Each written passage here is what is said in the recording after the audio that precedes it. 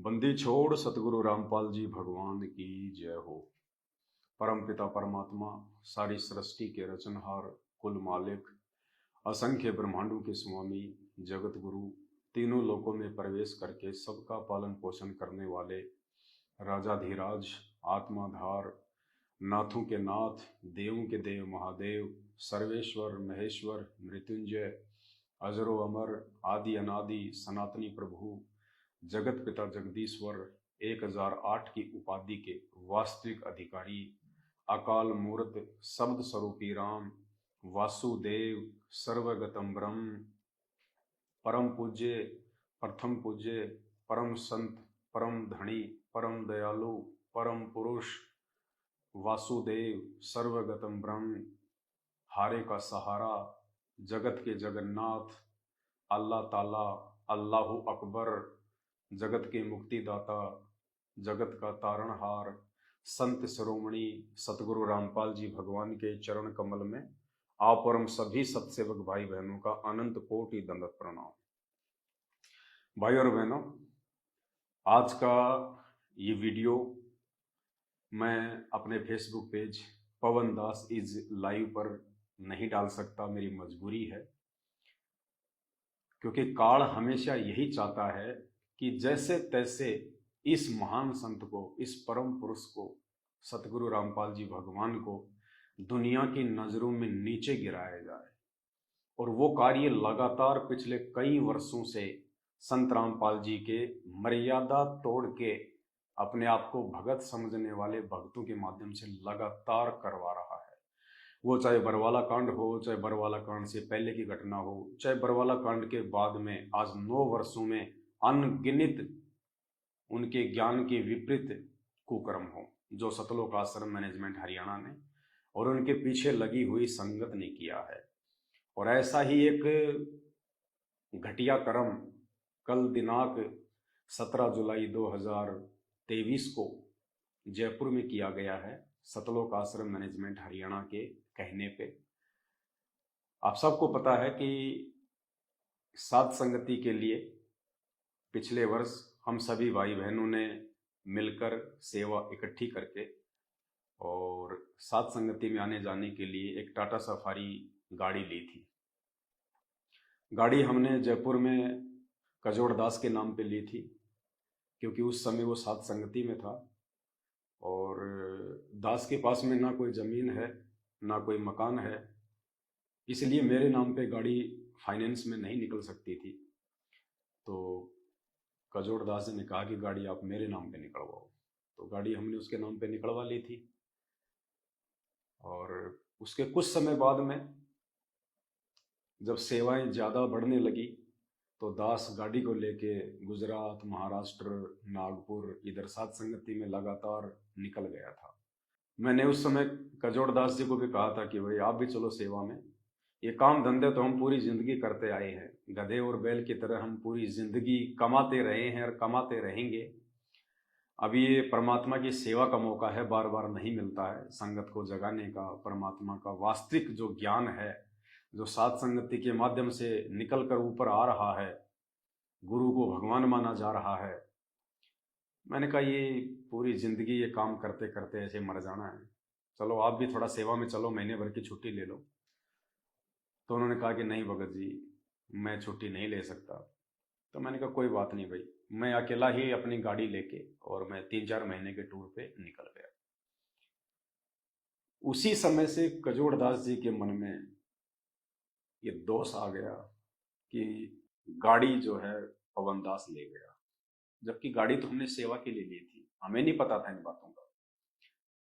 उसके मन में दोष पैदा हो गया और वो गाड़ी आज उस कसदौड़ दास के लिए काल बन गई। काल कैसे? सात संगति से हटने के बाद में फिर उसने तरह तरह के षड्यंत्र करने शुरू कर दिए, भक्तों को अपने पक्ष में करना शुरू कर दिया और लोगों को सात संगति से तोड़ने लगा, केवल मुझ पवन दास से ईर्ष्या रख के। और काफी लोगों को उसने भ्रमित भी किया। और फिर एक समय ऐसा है, आप सबको पता है, दास जब जेल गया था तो कजोड़दास जी भी, सारे लोग सैकड़ों की संख्या में वहीं चले गए जहां से परमात्मा ने उनको सात संगति में भेजा था। उसी गधे की सवारी पे वो लोग वापस चले गए। सतलोक आश्रम मैनेजमेंट हरियाणा से जुड़ गए। सबने जा जाके अपना नाम शुद्ध करवा लिया और उसके बाद सात संगति से औरों को भी दूर करने का वो प्रयास करते रहे। उसके कुछ समय बाद में कजोड़दास जी का मेरे पास में फोन आता है और वो कहते हैं, भगत जी वो गाड़ी जो है आप अपने नाम करवा लो। मैंने कहा, भगत जी मुझे गाड़ी अपने नाम करवाने की जरूरत नहीं है। गाड़ी तो जब परमात्मा आएंगे तो गाड़ी तो परमात्मा को आश्रम में देनी है अपन ने। अपन क्या करेंगे गाड़ी का अपने नाम करवा के। और सात संगति के लिए हमने गाड़ी ली है तो गाड़ी सात संगति में चल रही है। लेकिन हमें नहीं पता था कि उसके मन में दोष आ चुका है। क्योंकि जो भगत होते हैं, जो परमात्मा पे आश्रित होते हैं, जिनकी मर्यादा सही होती है, वो दूसरों को भी वैसा ही देखते हैं जैसा अपने आप को समझते हैं। तो हम तो यही समझ रहे थे कि कोई बात नहीं, सात संगति से ही दूर हटा है, शायद इतना नीचे तो नहीं गिरेगा। लेकिन हमें क्या पता था काल बिल्कुल सिर पे बैठा हुआ है। बोला नहीं जी आप गाड़ी अपने नाम करवा लो, कल को गाड़ी कहीं टूट गई, कहीं एक्सीडेंट हो गया। तो दास ने कहा कि गाड़ी अगर एक्सीडेंट हो भी जाती है, गाड़ी से कोई नुकसान हो भी जाता है, तो आपने और मैंने दोनों ने मिलके ये एग्रीमेंट किया हुआ है। हम दोनों ने मिलके ये एग्रीमेंट किया हुआ है कि भाई आज के बाद में गाड़ी जो है कजोड़दास जी ने मुझ पवन दास को सुपुर्द कर दी है और मैंने इस कजोड़दास को गाड़ी के जो पैसे जो बकाया थे, जो किस्तें 10 लाख और कुछ हजार रुपए जो इस एग्रीमेंट में लिखे हुए हैं, तो सारे पैसे मैंने उसको एक मुश्त दे दिए। यानी 1 रुपया हमने गाड़ी का नहीं रखा। टोटल पैसा हमने 24 का 24 लाख रुपया कजोड़दास जी को दे दिया और हमने ये एग्रीमेंट जो है करवा लिया। हम दोनों के बीच में एग्रीमेंट हो गया। गाड़ी उन्होंने मेरे को सुपुर्द कर दी कि भाई ये गाड़ी सात संगति के लिए है और जैसे गाड़ी की किस्तें पूरी हो जाएंगी उस समय गाड़ी संत रामपाल जी को सौंप दी जाएगी उनके आश्रम में।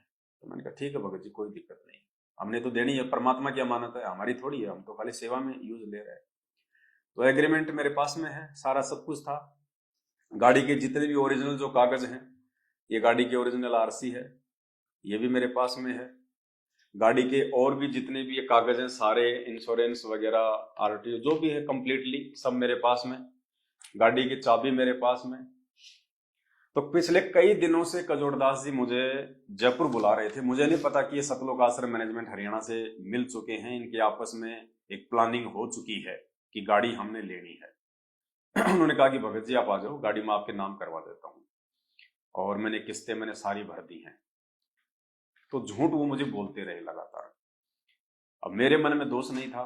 दास ने कहा कि भगत जी अभी तो मैं आ नहीं सकता, महीने भर बाद में आऊंगा। तो महीने भर बाद में मैं उसके घर पे गया, आज से 2-3 महीने पहले। तो जैसे मैं उसके घर पे गया, मैंने फोन किया, भगत जी मैं आपके घर पे आया हूँ, आ जाओ मिल लेंगे, बहुत बहुत दिन हो गए और भी बैठ के बातचीत हो जाएंगी। तो उसने कहा कि मैं भी रास्ते में हूँ, मैं रोहतक से आ रहा हूँ, नामदान केंद्र पे गया था आश्रम में, वहां से आ रहा हूँ मैं। तो मैंने कहा कोई बात नहीं। मैं उनके घर पे, उनका बेटा था छोटे वाला, तो वहीं मैं बैठ गया, आराम किया मैंने घंटे 1.5 घंटे। तब तक वो आ गए, 4-5 भगत थे। आते ही वहां पे आधा पौने घंटे हमारी बातचीत हुई और बातचीत के बाद में मुझे कजोड़दास जी ने कहा कि मेरी आज गुरुजी से वीडियो कॉल से बात हुई है, मैं रोहतक गया था। मैंने कहा क्या बात हुई? बोला कुछ नहीं, मैंने गुरुजी को ये कहा कि गुरुजी वो गाड़ी पवन दास के पास में है, मेरे नाम पे है, मैं गाड़ी का मैं क्या करूं? तो गुरुजी ने कहा कि गाड़ी उससे ले लो। तो मैंने कहा कि गुरुजी गाड़ी वो दे नहीं रहा, वो कह रहा कि गाड़ी तो सात संगति के लिए ली है और हम सात संगत वाले भाई बहनों ने मिलकर गाड़ी का पैसा दिया है, तो गाड़ी तो मैं गुरुजी को ही दूंगा आने के बाद में। तो फिर मुझे गुरुजी ने कहा कि एक काम करो, तुम उसके ऊपर मुकदमा कर दो, तुम पवन दास के ऊपर पुलिस थाने में जाके मुकदमा कर दो और गाड़ी ले लो। तो मैंने कहा यार ये कौन से गुरुजी आ गए? गुरुजी के साथ में लोगों ने 28 साल से इतने अत्याचार किए, आर्य समाजियों ने, प्रशासन ने, जगत वालों ने, इतना गुरुजी के साथ में उन्होंने बेहुदा मजाक किया, हरकतें की, षड्यंत्र किए।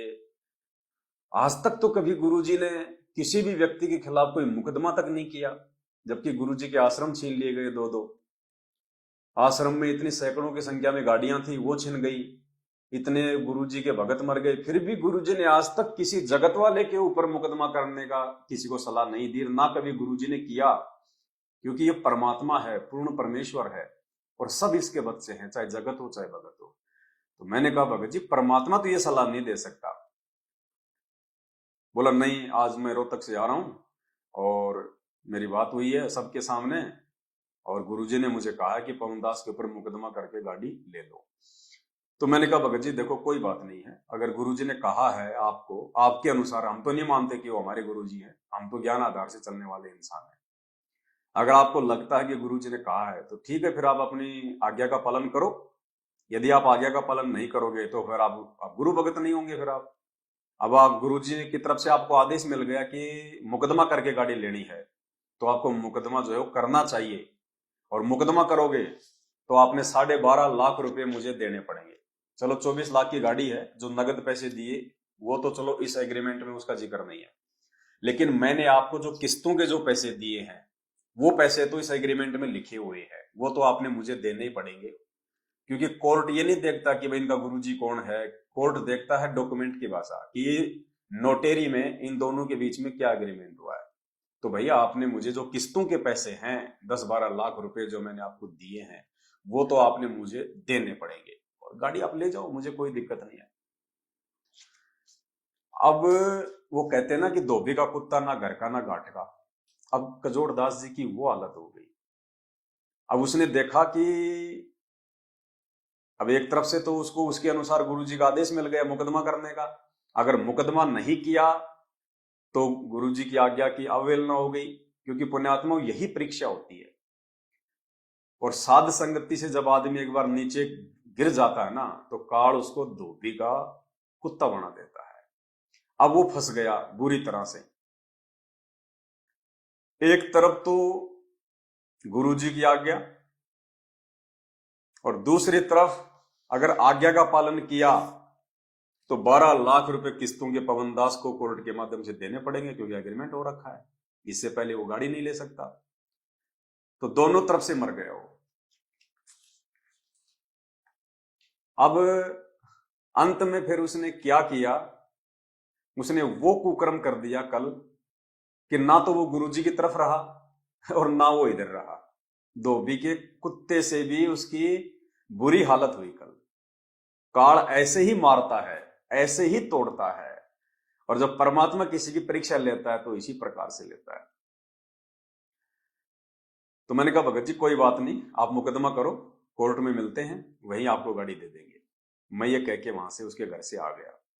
उसके 1 महीने बाद में फिर उसका फोन आता मेरे पास में, और वो कहता है कि भगत जी मैंने सारी किस्तें जमा कर दी हैं, अब आप वो गाड़ी लेके आ जाओ और गाड़ी आप जो है अपने नाम करवा लो। अब मुझे नहीं पता कि इसने दोगली नीति अपना के और इसने ये षड्यंत्र किया है।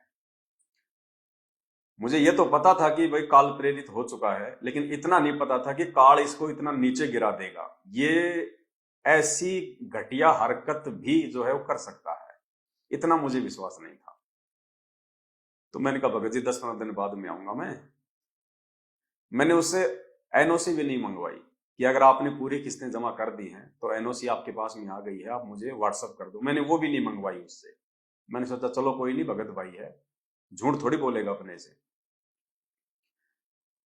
उसके बाद में 10-12 दिन बाद मैंने उसको फोन किया कि भगत जी अब मैं फ्री हूं, आप कहो तो आ जाऊं। बोला आ जाओ।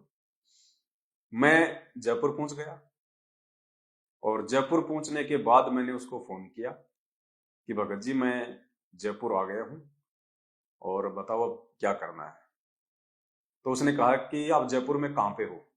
मैंने कहा मैं सांगानेर में मनोज भगत जी के पास में हूं और घंटे 1.5 घंटे में हम लोग आ जाएंगे। बोला ठीक आप आ जाओ। तो हमें तो कोई टेंशन थी नहीं, गाड़ी जो है मनोज भगत जी के घर के नीचे खड़ी हुई थी, मैं ऊपर बैठा हुआ था, और मनोज भगत जी से कहा कि भगत जी चलो अपन चलते हैं और जो भी फॉर्मेलिटी अपन पूरी करके आ जाते हैं। बोला ठीक है। वो नहाने धोने लग गए, खाना वाना खाने लग गए। इस दौरान पुण्यात्माओं आधे घंटे के अंदर अंदर जैसे ही कजोड़दास जी को इस बात का मालूम पड़ा कि पवन दास गाड़ी लेके सांगानेर में मनोज भगत जी के घर पे है, तो मनोज भगत जी के घर पे पहले सात संगति होती थी, एड्रेस का उसको भी पता था। आधा घंटे में कजोड़दास जी वहां पहुंच जाते हैं अपनी बाइक से या फोर व्हीलर से, एक दो आदमी लेके, और पूरी उन्होंने प्लानिंग कर रखी थी। गाड़ी की उन्होंने नकली चाबी बनवा रखी थी, नकली चाबी उन्होंने गाड़ी की जो है बनवा रखी, क्योंकि ये ओरिजिनल चाबी तो मेरे पास में गाड़ी की, मैं तो ऊपर बैठा हुआ था। उसने पहले से ही एक षड्यंत्र के तहत, धोखेबाजी के तहत, उसने गाड़ी की, टाटा सफारी की नकली चाबी बनवा रखी थी, या फिर जैसे गाड़ी उसके नाम पे थी, हो सकता है उसने कंपनी से झूठ सांच बोल के कोई दूसरी चाबी उसने निकलवा ली हो। हम लोग ऊपर बैठे हुए थे, गाड़ी नीचे खड़ी हुई थी। आधा घंटे में, कल 17 जुलाई 2023 3:30 बजे सीसीटीवी फुटेज में हमने वहां पे निकलवाई, उसमें बिल्डिंग में 3:30 बजे कजोड़दास जी गाड़ी को बिल्डिंग के नीचे से नकली चाबी से चोरी करके ले गए, गाड़ी को उठा के ले गए। ये घटिया कुक्रम उन्होंने कल किया। कागज मेरे पास में, एग्रीमेंट मेरे पास में, गाड़ी की ओरिजिनल आरसी मेरे पास में, चाबी मेरे पास में, और काल ने कल कजोड़दास जी से ऐसा घटिया कुक्रम करवाया जिसकी हम कभी कल्पना भी नहीं कर सकते थे। चोरी संत रामपाल जी का भगत कहलाता है, और चोरी करके ले गया गाड़ी। जैसे हम यहाँ हमारे सामने कई ऐसी चीजें आई हैं, कुछ ऐसी निकम्मी आत्माएं आती हैं सत्संग में, यहाँ पूरा ढोंग करती है, रक्षा सूत्र भी लेते हैं, नाम भी लेते हैं, सतनाम भी प्राप्त कर लिया है, गले में लॉकेट भी डालते हैं, और वो यहाँ केवल चोरी करने आते हैं। अब इस तरह का कोई आदमी दुर्घटना में मरता है, आम आदमी तो यूं कहेगा कि रामपाल का चेला था, लॉकेट भी हुई है, धागा भी हुई है। वो रामपाल का चेला नहीं था, वो तो काल का चेला था। अरे मांग लेता भाई, हम सात संगति वाले तुझे मना थोड़े ना करते। मांग लेता कि भाई मुझे गाड़ी दे दे, मुझे गाड़ी चाहिए। लेकिन जो घटिया कुक्रम काल ने उससे कल करवाया है, उन्हें आत्माओं ये नोट कर लेना, जब तक ये भक्ति मार्ग चलेगा 1000 साल तक, और यदि कहीं उस बंदे का नाम आएगा, वो कजोड़ चोर के नाम से ही जाना जाएगा, वो चोर के नाम से जाना जाएगा, चोर के नाम से पहचाना जाएगा, कजोड़ चोर। ऐसा घटिया कुक्रम कल उसने धोखे से संत रामपाल जी का भगत होने के बावजूद। पुण्यात्माओं, इसलिए दास हाथ जोड़ के विनती करता है कि सात संगति रूपी हाथी से नीचे मत उतर जाना। 1 साल से मैं चिल्ला रहा था कि सात संगति से दूर हटे नहीं, काल ने अपने गोद में उसको लिया नहीं। इतना नीचे भी कोई व्यक्ति गिर सकता है संत रामपाल जी का भगत होके, इसकी कल्पना भी नहीं कर सकते थे हम। गाड़ी चाहिए थी, मांग लेता, कोई बड़ी बात नहीं, दे देते हम गाड़ी, कोई ज्यादा बड़ी बात नहीं थी।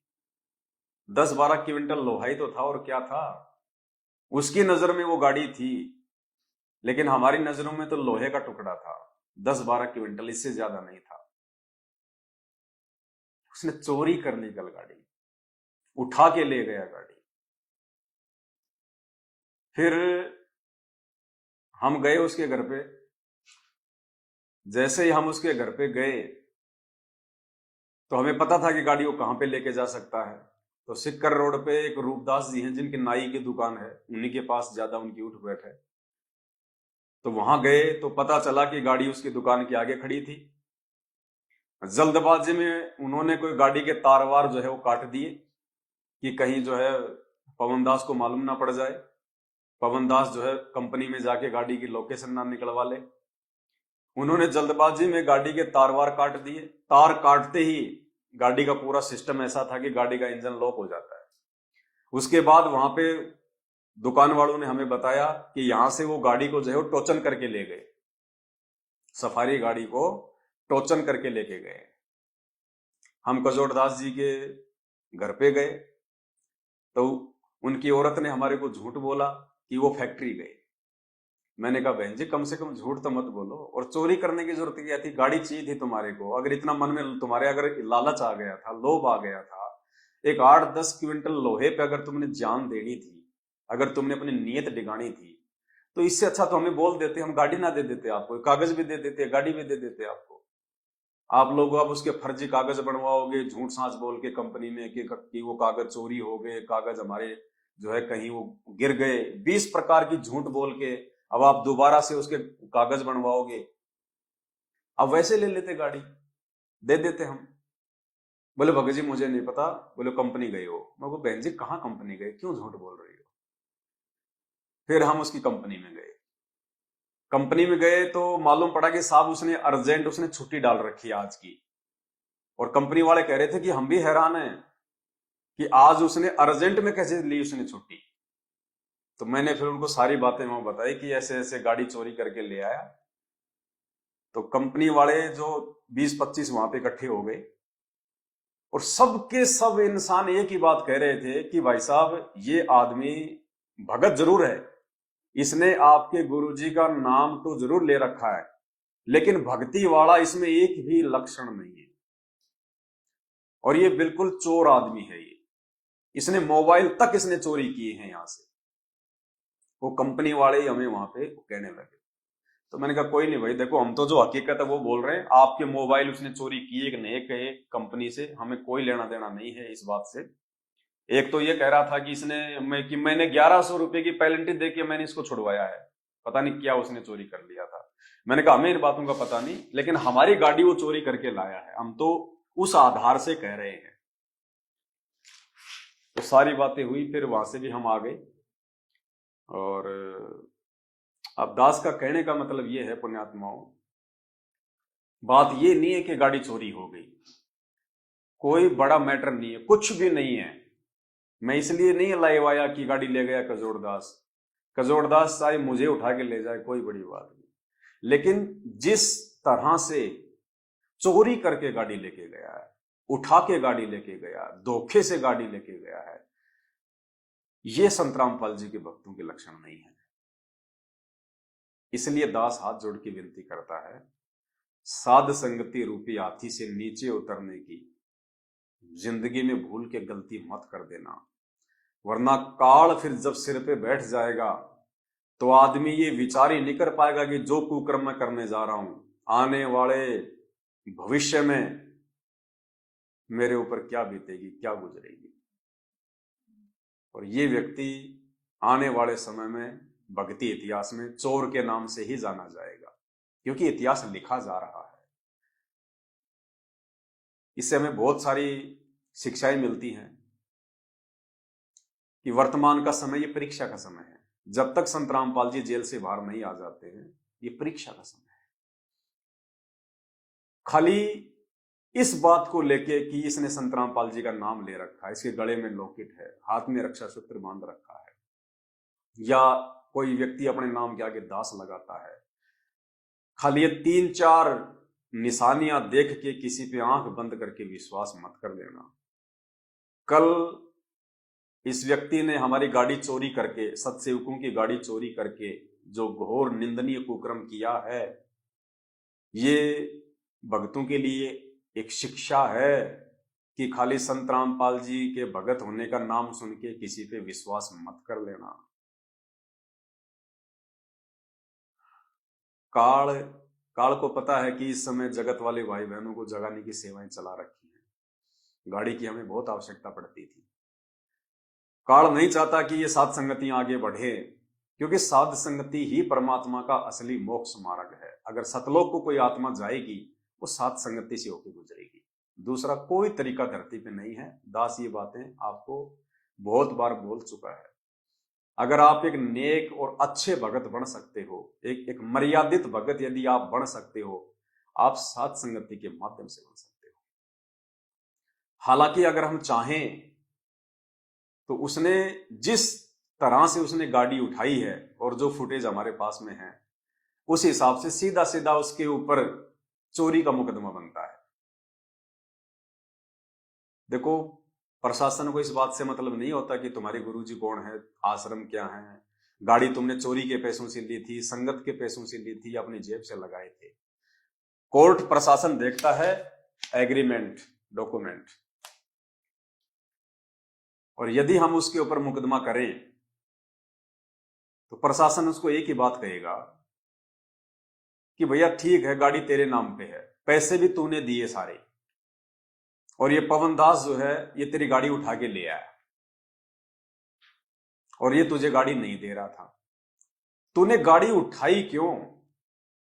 क्या इस देश में कानून नहीं है? तो कानूनी तरीके से तू तेरी गाड़ी प्राप्त करता तो थाने में आके मुकदमा करता, रिपोर्ट दर्ज करता कि साहब मेरे नाम पे गाड़ी है, मुझे दे नहीं रहा। तूने गाड़ी उठाई कैसे? ये कौन सा तरीका है? अगर तूने गाड़ी, मान लीजिए अगर तुझे मालूम हो गया कि गाड़ी वहां पे खड़ी है, तो तूने थाने में आके तूने जो है इंफॉर्मेशन देनी थी कि साहब मेरी गाड़ी वहां खड़ी है, तो हम तुझे तेरी गाड़ी दिलवाते। तो चोरी करके गाड़ी ले आया, धोखे से उठा के गाड़ी ले आया, क्या पता उस गाड़ी में अगले का क्या सामान था, क्या पता उस गाड़ी में अगले का जो है कितना जो है कीमती सामान था। अगर हम चाहें तो हम उस पर कोई भी मुकदमा लगा सकते हैं, क्योंकि बुरी तरह से वो फंसा हुआ है। गाड़ी उसने चोरी की है, उठाई है धोखे से, पीछे से। अगर हम ये कहें कि उस गाड़ी के अंदर हमारे 20 लाख रुपए रखे थे, तो भी वो 20 लाख रुपए का मुकदमा उस पर जायज है, लगेगा। क्यों? क्योंकि गाड़ी उसने पीठ पीछे उठाई है धोखे से, चोरी से, जबकि गाड़ी के कागज, गाड़ी की आरसी, गाड़ी की ओरिजिनल चाबी, सब कुछ हमारे पास में है। लेकिन हम उनकी तरह घटिया नहीं है, नीच नहीं। हालांकि गाड़ी में मेरा 14-15 हजार रुपए का सामान था, हम मार्केट से आ रहे थे, सेवा का सामान लाए थे, वो सामान भी ले गए। ये वीडियो रिकॉर्डिंग वाले कैमरे से संबंधित सामान था 15-20 हजार का, वो भी ले गए। हर प्रकार से वो आदमी, अगर हम मुकदमा करें, वो फंसे, उसके पास कोई चारा नहीं है सिवाय जेल जाने का, क्योंकि गाड़ी उसने चोरी करी है, गाड़ी उसने उठाई है, कानून की नजरों में वो दोषी है। दूसरी बात, गाड़ी मैंने उससे एग्रीमेंट करके ली थी, मैंने उसकी तरह कोई चोरी करके गाड़ी नहीं ली, धोखे से नहीं ली, हम दोनों के बीच में एग्रीमेंट हुआ है। ये देख लो एक बार, थोड़ा सा जूम करके दिखा दे। हम दोनों के बीच में यदि बस ये दिखा दे ऊपर का, ये मेरा फोटो है, ये कजोड़दास का फोटो है। हम दोनों के बीच में एग्रीमेंट हुआ था, गाड़ी एग्रीमेंट करके ली गई है, और गाड़ी जिस दिन ली थी उस दिन के बाद से गाड़ी की सारी जिम्मेदारी इस एग्रीमेंट में मेरे ऊपर है कि गाड़ी अगर कल को एक्सीडेंट हो जाती है, गाड़ी से अगर किसी की मौत हो जाती है, तो सारी जिम्मेदारी इस पवन दास की है। अब पुण्यात्माओं, कल वो गाड़ी चोरी करके ले गया, गाड़ी हमारी उठा के ले गया, अगर रास्ते में अगर कोई मर जाता, कोई एक्सीडेंट हो जाता, तो इसमें जिम्मेदारी किसकी है? मुझ पवन दास की। हर प्रकार से कानून की नजरों में ये दोषी है, यदि हम इसके ऊपर मुकदमा करें तो। लेकिन भाई और बहनों, ये परीक्षा उसकी भी थी और ये परीक्षा मुझ दास की भी है। हम परमात्मा के बच्चे हैं, हम साध संगति से जुड़े हुए हैं, और हमें परमात्मा ने एक ही पाठ पढ़ाया है कि जो तोकू काटा बोवे ताको बोतू फूल, तोए फूल के फूल है वाको है त्रिशूल। कबीरा आप ठगाइए और न ठगिए कोई, आप ठगाए सुख होत है और ठगे दुख होए। इसने तो अपने माथे पे कलंक लगवा लिया चोर का। ये तो भक्ति इतिहास में चोर के नाम से ही जाना जाएगा। जब भी ये कहीं किसी को दिखेगा, मिलेगा, इसका जिक्र होगा, इसके नाम के आगे तो चोर ही लगेगा, इसमें कोई संशय नहीं। इसने कुकर्म ही ऐसा किया है नाम लेने के बाद। लेकिन हम परमात्मा की मर्यादा नहीं तोड़ेंगे। अरे ये तो 24 लाख की गाड़ी है, अगर तू 24 करोड़ रुपए भी अगर तू चोरी करके लेके जाता, क्योंकि तुझे ज्ञान तो है ही नहीं, ज्ञान होता तो ये चोरी करता ही नहीं, ऐसा घटिया कर्म तो करेगा नहीं। बताओ, क्या संत रामपाल जी आदेश देंगे कि तुम गाड़ी को जो है तुम चोरी करके ले आओ, तुम गाड़ी को उठा के लेके आओ? वो सारे जगत का मालिक है, जिसके आदि बाल के बराबर पूरी सृष्टि नहीं है, वो एक 24 लाख की छोटी सी गाड़ी जो आजकल हिमाचल और उत्तराखंड में बाढ़ में माचिस की डिब्बियों की तरह नदियों में बह रही हैं, जिनकी कोई कीमत नहीं है, उस गाड़ी को चोरी करके इसने अपने माथे पे भक्ति इतिहास में एक कलंक लगवा लिया। काल ऐसे नीचे गिराता है, एक बार जब आप उस काल की पकड़ में आ जाते हो ना, फिर ऐसे वो बंदर बना देता है मदारी का। तो इस भाई को ये चोर का जो है तमगा लगवा दिया। पुण्यात्माओं, ऐसे काल नीचे गिराता सात संगति से हटते ही। हम अपने गुरुजी की शिक्षाओं पे चलेंगे, हम अपने गुरुजी की मर्यादाओं पे चलेंगे, चाहे हमारे साथ में कोई कितना ही अन्याय करो, कितना ही अत्याचार करो। सैकड़ों गाड़ियां हैं सतलोक आश्रम मैनेजमेंट हरियाणा के पास में, लेकिन हमारी एक गाड़ी भी उनको रास नहीं आई। साध संगति में केवल एक गाड़ी थी परमात्मा की सच्ची सेवा में, वो गाड़ी भी उनको जो है आंखों नहीं सुहाई। और तरह तरह के षड्यंत्र पिछले 6 महीने से ये लोग कर रहे हैं उस गाड़ी के लिए। और अंत में जैसे ही इनको मौका मिला कि पवनदास वहां है, तुरंत अब देखो ये भगत है ये। इसलिए मैं इस वीडियो को अपने फेसबुक पेज पे नहीं डाल रहा, क्योंकि मेरे फेसबुक पेज पे भगतों से ज्यादा जगत वाले जो है भाई बहन ऐड हैं। और वो जब इस प्रकार की घटिया हरकत सुनेंगे संत रामपाल जी के भगत की, चोरी की, तो उनके दिल पे क्या बीतेगी। जो बेचारे ज्ञान समझ रहे हैं, सच्चाई धीरे धीरे जो मतलब जान रहे हैं, क्या बीतेगी उनके ऊपर।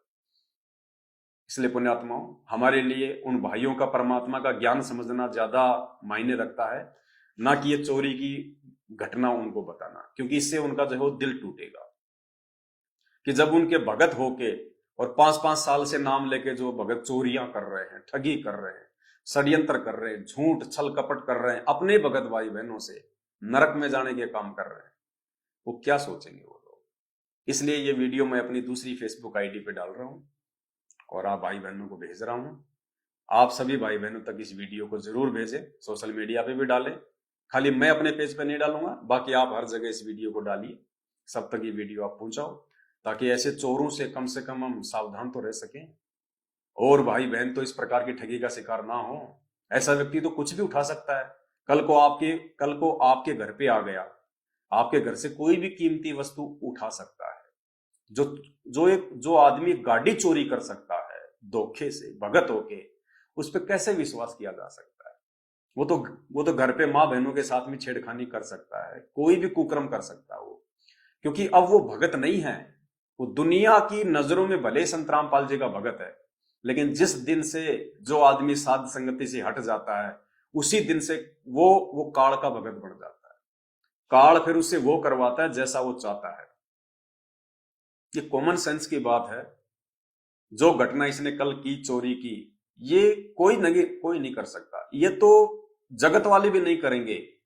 अगर ऐसे आपस में कोई एग्रीमेंट हो रखा हो तो वो भी बैठ के बात करेंगे, कानून के थ्रू बात करेंगे। वो इस प्रकार से घटिया हरकत नहीं करेंगे। ये चोरी की गाड़ी उठा लाए, बताओ, नकली चाबी बनवा के, और अब झूठ साच बोल के जो है नकली कागज बनवाएगा। क्योंकि अगर वो कानूनी तरीके से गाड़ी लेता तो उसको इस एग्रीमेंट के तहत 12 लाख रुपए देने पड़ते, मुझे 12 लाख रुपए, जो मैंने उसको जो है किस्तों के दिए थे नगद इस एग्रीमेंट में, और गाड़ी मैंने ली थी। उसको मालूम था कि अगर मैंने गुरुजी की आज्ञा का पालन किया, जो उसको वीडियो कॉल में कहा गया था, जैसा वो कह रहा है कि पवनदास पे मुकदमा करके गाड़ी ले लो, उसको पता था कि अगर तूने गुरुजी की आज्ञा का पालन किया और पवनदास पे मुकदमा किया तो तुझे 12 लाख रुपए देने पड़ेंगे। ये 12 लाख रुपए के लिए उसने सबसे पहले तो गुरुजी की आज्ञा तोड़ दी, क्योंकि उसकी परीक्षा थी। परमात्मा आदेश दे सकता है, कोई बड़ी बात नहीं। वो परीक्षा लेने के लिए जब उसने कह दिया अपने भक्तों से कि मेरे सर में 5-5 जो है जूते मारो, वो मुकदमा करने का भी आदेश दे सकता है मेरे ऊपर। वो भगत की परीक्षा लेने के लिए कुछ भी कर सकता है। लेकिन इस भगत ने उस आदेश की पालना भी नहीं करी, क्योंकि मात्र 12 लाख रुपए के लिए उसने अपने गुरुजी की आज्ञा तोड़ दी। मात्र 12 लाख रुपए के लिए, कि अगर कोर्ट के थ्रू अगर मैं गाड़ी लूंगा तो मुझे 12 लाख रुपए एग्रीमेंट के अनुसार देने पड़ेंगे। इसलिए उसने चोरी का रास्ता अपनाया, ना तो गुरुजी की आज्ञा का पालन किया, और ना इधर उसने जो है एक मल के भगत होने का उसने मतलब परिचय दिया। चोरी, भक्ति इतिहास में चोर के नाम से क्या इज्जत रह गई उसकी, है?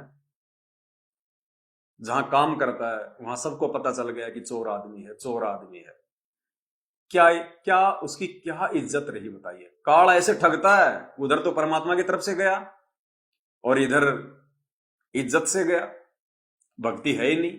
क्योंकि जिस दिन मर्यादा टूटी उस दिन के बाद में चाहे कितनी भक्ति करो, भक्ति है ही नहीं। अब गाड़ी का वो क्या करेगा, या तो खुद चलाएगा या फिर मैनेजमेंट के वहां पे दे के आ जाएगा अपने नंबर बनाने के लिए कि लो जी मैं गाड़ी ले आया उस पवनदास से। वो चापलूसी करेगा मैनेजमेंट की, तो मैनेजमेंट क्या करेगा उस गाड़ी का, उल्टे काम में चलाएगा जैसे और गाड़ियां चल रही हैं उनकी, क्योंकि मर्यादा तो है ही नहीं, तो अपने और कर्म फोड़ेगा। इसलिए जिन जिन मेरे सत्सेवक भगत भाई बहनों ने उस गाड़ी के लिए अपना सहयोग किया था, उनसे मैं एक बार प्रार्थना करना चाहूंगा कि वो भार हमारे ऊपर ना रहे।